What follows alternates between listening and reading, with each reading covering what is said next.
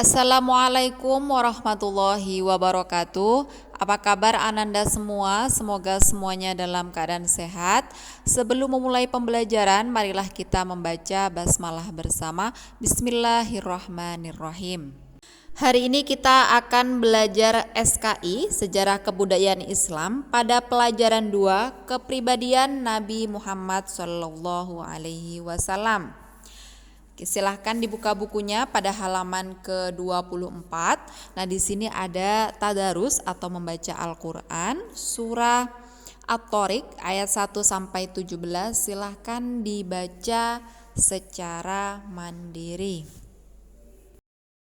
Selanjutnya di halaman 25, ayo mengamati, ada 4 gambar. Silahkan ditulis di bagian nomor 1, 2, 3, dan 4 pada titik-titik yang ada di buku paketnya. Nabi Muhammad merupakan rahmat bagi seluruh umat di alam semesta. Dan beliau juga pembawa kebaikan bagi alam semesta, yaitu kepada manusia, kepada hewan, dan juga kepada tumbuhan. Nabi Muhammad SAW mengajarkan kepada umatnya untuk selalu mengadakan perbaikan dan tidak berbuat kerusakan. Nabi Muhammad SAW sebagai rahmat bagi seluruh alam, sebagaimana firman Allah surah Al-Anbiya ayat 107. Wa ma arsalnaka illa rahmatan lil alamin. Artinya, dan tiadalah kami mengutus kamu melainkan untuk menjadi rahmat bagi seluruh alam. Nabi Muhammad merupakan nabi terakhir yang diutus oleh Allah Subhanahu wa taala untuk menyerukan ajaran Islam kepada seluruh umat manusia. Sebagai utusan Allah yang terakhir dan juga sebagai rahmat bagi seluruh alam, Nabi Muhammad mempunyai tugas yang sudah tertulis dalam surah Al-Ahzab ayat 45 sampai 46.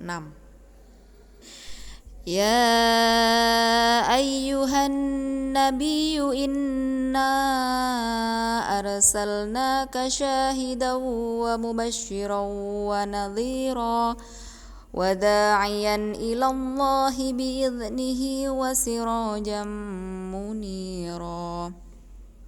Artinya, wahai Nabi, sesungguhnya kami mengutusmu untuk menjadi saksi, pembawa kabar gembira dan pemberi peringatan, dan untuk menjadi penyeru kepada agama Allah dengan izinnya dan sebagai cahaya yang menerangi. Berdasarkan firman Allah Subhanahu wa taala di atas, tugas Nabi Muhammad sebagai Rasul Allah adalah sebagai berikut. Yang pertama, syahidan, berasal dari bahasa Arab yang berarti menjadi saksi. Nabi Muhammad ditugaskan untuk menjadi saksi seluruh umatnya, umat muslimin di hadapan Allah Subhanahu wa taala di akhir zaman kelak. Yang kedua, mubasysyirin. Mubasysyirin berasal dari bahasa Arab yang berarti pemberi kabar gembira. Nabi Muhammad bertugas memberikan kabar gembira kepada umat yang beriman. Mereka akan masuk surga jika menjalankan perintah Allah dan Rasul-Nya.